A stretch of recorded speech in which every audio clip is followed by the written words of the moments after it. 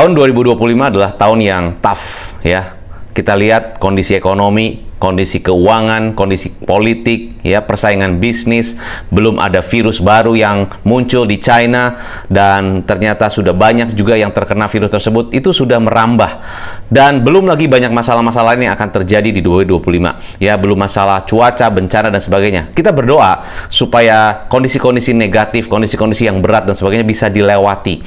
Ya, 2025 mungkin berat, mungkin sulit, tapi kita harus lebih kuat lagi. Kita harus lebih mental kuat lagi. Ya, berpikir cerdas, berpikir kreatif. Nah, maka di dalam video ini saya akan sharing mengenai bedanya antara gaya hidup dan pola hidup. Gaya hidup dan pola hidup. Gaya hidup itu kita bisa ngikutin. Contoh, gaya hidup yang saya mengikuti apapun yang ada di sosial media. Apapun misalnya kita lihat orang pakai baju ini, pakai penampilan begini, perhiasan seperti ini, mobilnya begini, rumahnya yang bagus-bagus segala macam, kita berusaha mau mengikuti, ya, kita mau ikutin gaya-gaya sosial media. Jadi gaya hidup kita mau sok pamer, ada yang flexing, ada yang setiap hari mungkin pamer apa segala macam. Itu semua sosial media adalah mulai bukan hanya sebagai sosial media, tapi sosial media adalah ala untuk pamer, ya, pamer sesuatu, pamer apa segala macam. Nah, kita gaya hidup kita ikutin, ya, apapun itu kita beli segala macam. Jadi kita hidup boros, itu gaya hidup. Pola hidup kita harusnya bisa lebih hemat. Yang perlu kita beli, yang tidak perlu kita beli. Jadi bedakan yang namanya kebutuhan dan juga keinginan. Kebutuhan, ya, kita butuh makan, betul, tapi apakah harus mahal? Tidak. Kita butuh untuk jalan-jalan, betul, apakah tapi harus yang mahal? Tidak. Kita butuh untuk leisure, entertainment, apakah harus mahal? Tidak. Jadi kebutuhan dan keinginan. Bisa jadi keinginan itu gaya hidup, kebutuhan mungkin pola hidup. Jadi bedakan antara hidup hemat dan hidup royal. Gaya hidup bisa jadi, saya udahlah santai, ya, saya berleha-leha, saya mager, ya, saya males kesana kesini, pokoknya tinggal semuanya gampang, gitu kan?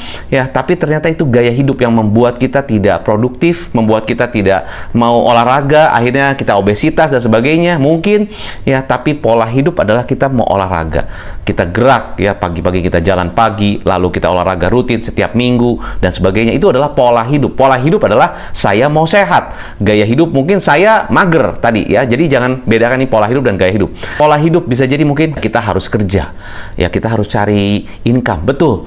Tapi memang dengan situasi yang begitu tough dan sebagainya, mungkin kita membuat kita jadi stres, gitu kan? Membuat kita jadi banyak tekanan. Ya, akhirnya kita kerja, terus kita mungkin, ya, itu gaya hidup. Ya, kita minum minuman yang nggak bener, atau kita bergaul dengan pergaulan yang nggak bener, atau kita entertainment dan sebagainya yang salah, gitu kan? Dan sebagainya itu, jadi kita masuk ke gaya hidup. Namanya orang stres, ya udahlah kita inilah minuman yang nggak bener lah dan sebagainya. Ya, gaya hidup kan? Ikutin gaya hidup. Tapi belum tentu itu sesuai dengan pola hidup. Memang betul kerjaan itu memang harus tough, ya, kita harus punya waktu dan sebagainya, betul. Tapi kita juga harus balance, harus ada olahraga, harus ada istirahat, ya, makan makanan yang sehat. Justru dengan tekanan yang begitu tinggi, dengan begitu toughnya, kita harus semakin sehat dalam pikiran, dalam kesehatan fisik. Ya kan? Gaya hidup bisa aja kita gara-gara stres, tekanan, kita ikutin gaya hidup yang salah, ya, merokok. Bayangkan orang yang tidak merokok sama yang merokok.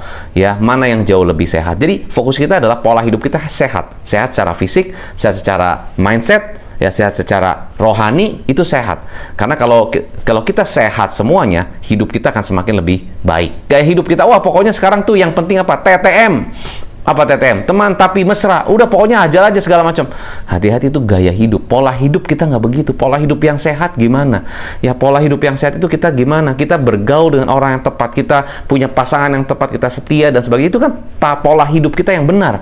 Ya, dimana kalau kita bekerja profesional, tidak terbawa, tergoda dan sebagainya. Itu kan pola hidup yang benar, pola hidup yang sehat. Ya, kalau kita ikutin gaya hidup, bisa kita kebawa ke hal-hal yang negatif dan sebagainya, akhirnya memberatkan dan kita mengakibatkan keluarga kita bisa terkena masalah, terkena ancaman dan sebagainya, dan menjadi repot semuanya. Jadi jangan ikutin gaya hidup orang yang salah. Ya, Anda harusnya bisa tahu mana gaya hidup yang benar, mana gaya hidup yang salah. Ya, Anda mesti punya patokan, mesti punya satu prinsip yang jelas. Saya mesti ikutin yang mana? Tentunya ikutin yang benar. Yang benar menurut apa? Menurut ajaran Tuhan.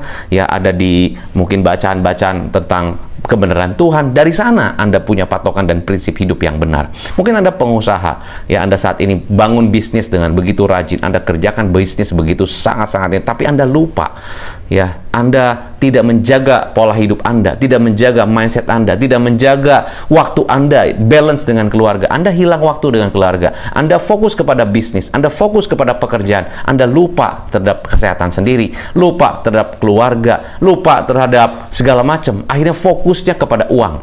Salah besar. Ya, kita bekerja boleh. Siapa bilang kita bukan butuh uang? Betul, kita semua, bahkan saya juga butuh uang, tapi fokus kita tidak kepada uang.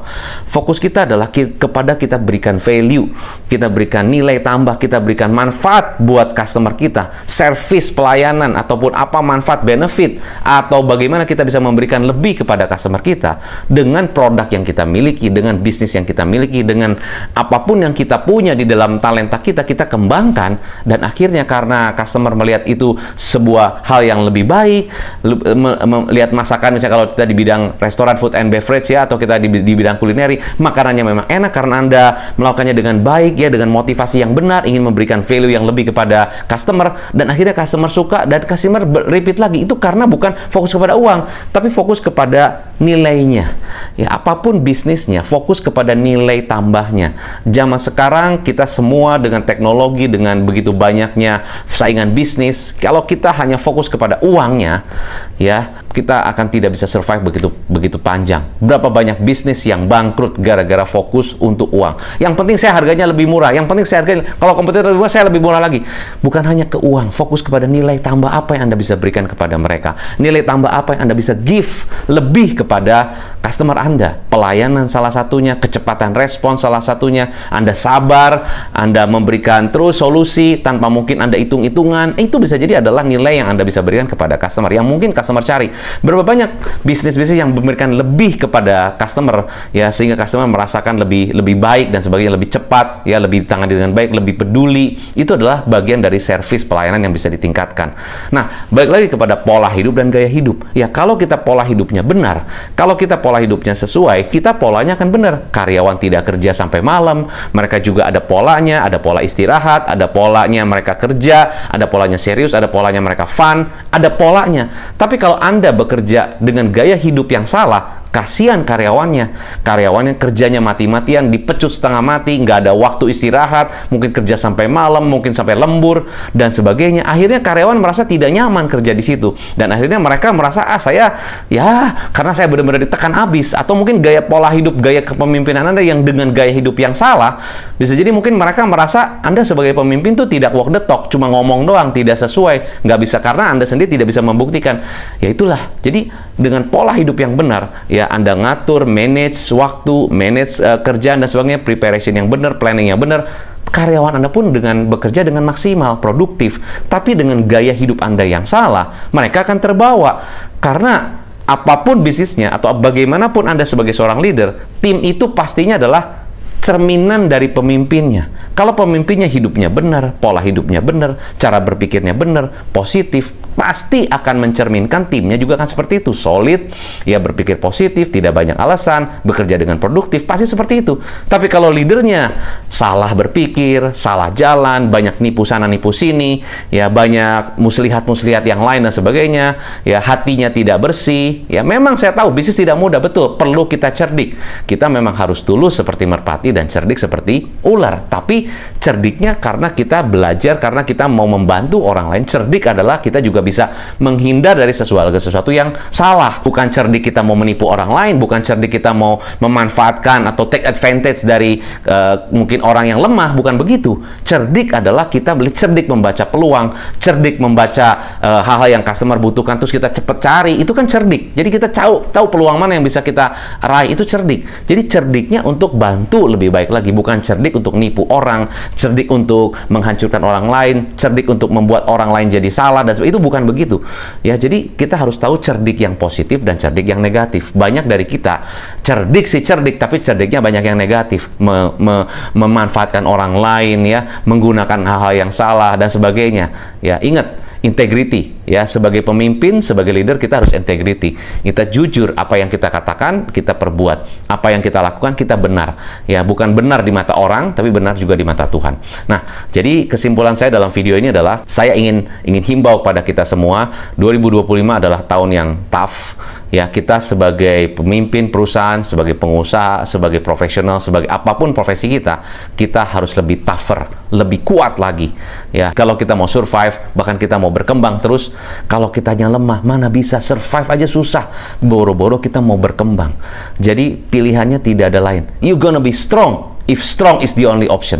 Anda akan kuat kalau kuat adalah satu-satunya opsi Anda. Semoga bisa bantu Anda. Saya Hendra Hilman. Salam pengusaha.